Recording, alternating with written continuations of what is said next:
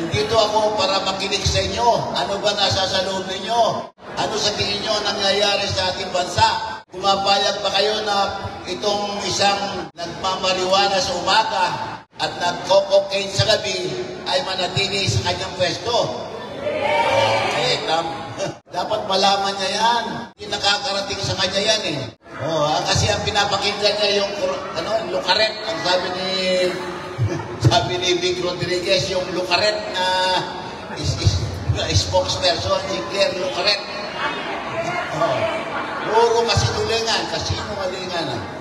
Biro mo, inanaw niya, sabi niya, si Bersamin, Executive Secretary Lucas Bersamin, resign out of delicadeza. Yan, sinabi niya, di ba? Pero nung tinanong si Bersamin, hindi naman ako nag-resign. Di halatang nagsinungaling yung si Lucaret na yun. Kaya kayo mga minamahal kong taga 550 Street, tingnan niyo mabuti ang nangyayari sa ating bansa. Kami, nandito lang kami para makinig sa inyo. Kayo ang dapat maghatol. Kayo mag-decide. Kami, makikinig lang sa inyo. Kung kailangan nyo lang ng konting payo, we are willing to give you the advice. Pero ang importante, dapat kayo ang pakinggan namin. Kaya ako nandito para alam ko ang nasa sa puso ng bawat kababayan natin dito sa 5th District. Hello, si Senator Raul, si Senator JB, ay maging senator man sila, pero huwag kayong mag-senator. Senatong ang tawag dyan eh. Senatong. Gusto ba ninyo matawagan ng senatong o congressman? Pangit kayo ng pagkakilala ng ating bayan sa mga miyembro ng Kongreso. Sa House of Representatives at sa Senado, walang ibang iniisip ng ating mga kababayan kundi kurakot, nakawan, katakot-takot. Alright mga kababayan, so ito po yung nangyaring press conference nila Attorney Raul Lambino at ni Attorney Jimmy Bondoc, no? Kasama po itong kanilang tagapagsalita, no? Na tinira po itong si Attorney Claire Castro, no, na tinawag na lukaret, no, dahil siguro sa pinapakita nito sa media, no, kung paano siya sumagot sa mga tanong po ng media. At napakarami po talaga mga tao ang kuhang-kuha ang inis, no, kapag ito pong si spokesperson ay nagsalita. At ito nga, hinalintulad nga po ni Attorney Vic Rodriguez daw na ito daw po yung lukaret sa palasyo na tagapagsalita, no? At hindi din nakaiwas itong kanilang napansin, no, na tila pagsisinungaling nitong si Attorney Claire Castro sa issue po ng pagre-resign nitong si Executive Secretary Lucas Bersamin sa palasyo bilang Executive Secretary, no? At pinabulaanan po yan ni Lucas Bersamin na siya po ay nag-resign out of delicadeza, no?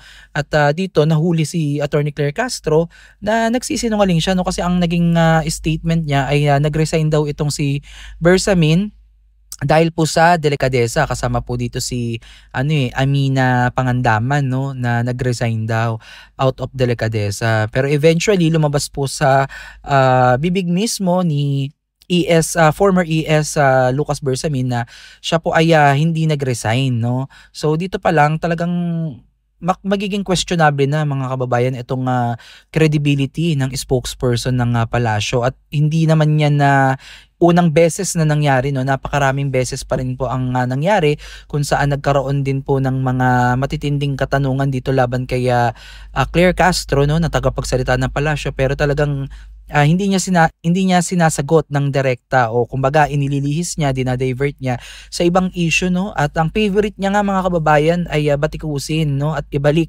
sa nakarang administrasyon which is kay Duterte or si Vice President Sara Duterte. So yan yung lagi niyang parang nabansagan nga siyang isang propagandista, no, na talagang marami ang naiinis talaga sa kanyang mga kababayan. Maging tayo minsan wala sa hulog, no, yung kanyang mga sagot, lalo na yung mga tanong ng ating mga media, no. Kasi yung media, yung mga tanong niyan parang sila yung kumakatawan sa boses ng taong bayan, no, at nais din nating malaman kung ano yung katotohanan mismo sa bibig ng ating spokesperson, no, kasi bilang spokesperson dapat ikaw ay malumanay na sumasagot sa mga issue or yung mga katanungan ng media at dapat ikaw ay may naman, kumbaga may class ka naman o may poise man lang kung sumagot, hindi kayong parang palengkera, kasi parang lumalabas, no, kung papanoorin nyo si Attorney Claire Castro, parang napapansin lang natin parang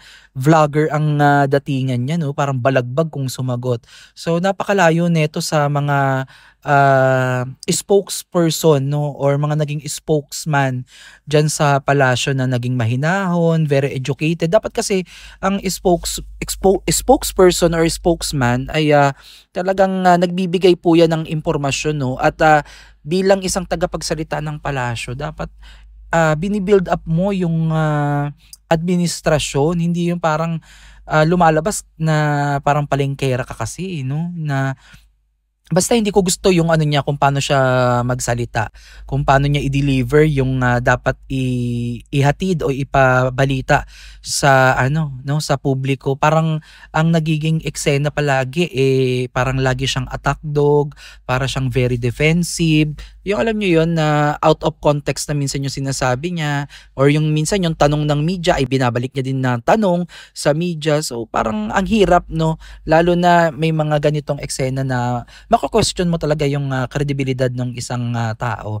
At dito din po sa napag-usapan nila about dito sa pagtakbo, kung sakaling palarin itong si Attorney Raul Lambino at si Attorney Jimmy Bondoc sa panahon na tumakbo sila bilang senador, no, naway hindi sila pamarisan, no, at hindi sila kumbaga maging kagaya kung ano yung nangyayari ngayon sa ating Kongreso, sa mababang kapulungan, at dito sa Senado nga, na kung saan talagang nawala na po talaga ng tiwala yung taong bayan dahil po sa malawakang korupsyon na nangyari dito sa ating bansa, na hindi natin alam kung nagtatakipan na lang ang mga tao na to at ano nang ginagawa sa tunay na sitwasyon po ng ating bansa.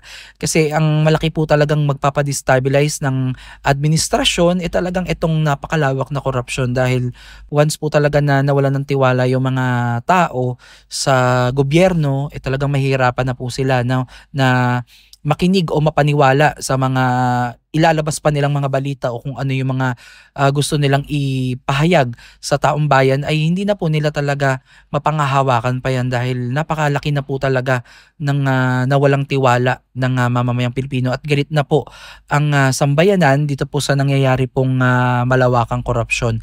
At maging ako, hindi ako naging masaya, no, sa resulta o nagiging resulta ng investigasyon nila dito sa flood control. At kung mapapansin nyo nga, ito ay opinion ko lang yung mga nahuli, no, yung mga sangkot, yung nagkaroon ng mga mugshot, parang hindi naman ayun yung mga tao, no, na ninanais natin na magbayad, no, parang mga, kumbaga may nagsabi nga, may naglabas nga ng statement sa social media na parang small fish lang daw, no, at hindi pa talaga nakukuha yung malaking tao na talagang nasa likod nitong malawakang korupsyon na ito. So wala man lang tayong nakitang mga politiko, no, na sangkot dito sa flood control na nag-mugshot o nahuli. Yung ginawa nilang pag-aaresto sa iilang individual. So ang pinakamalaking tao lang naman nila na hinuhuli ngayon at tinutugis ay si Saldico, no, na ngayon nga po ay wala po sa ating bansa dahil syempre napaka-risky nga po ng buhay niya, buhat ng kanyang inilabas, no, yung mga bagay na talagang direktang inatake ang Pangulo at ang pinsan nitong si former House Speaker Martin Romualdez, kaya talagang napaka-risky ng buhay niya, mga kababayan, no. At ito yung nangyayari ngayon na investigasyon sa flood control, at happy ba kayo, no, sa mga resulta na nangyayari ngayon? At plano pa ata ng Senado lalo na ng Blue Ribbon Committee na parang titigil na ata nila yung probe sa flood control project, parang titigil na ata.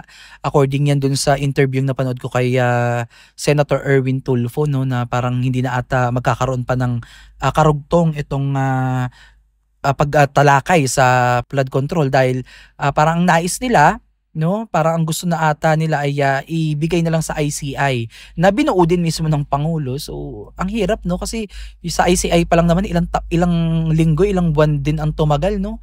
Na dapat mabilis na yung aksyon niyan dahil syempre binuo mo yan na parang yun lang yung trabaho niya, ang imbestigahan ng flood control project, pero inabot din ng siyam-siyam. At ito nga yung resulta, no? Ito yung mga napanagot. Kesyo sila daw yung mga talagang sangkot, no, dito sa maanumalyang paggamit mo ng flood control project. Pero ewan ko mga kababayan, abangan nyo pa yung mga susunod na update dyan at naway magbayad talaga yung mga nasa likod nito, yung mga mastermind talaga. At alam ko naman, alam ninyo kung sino talaga yung mga mastermind.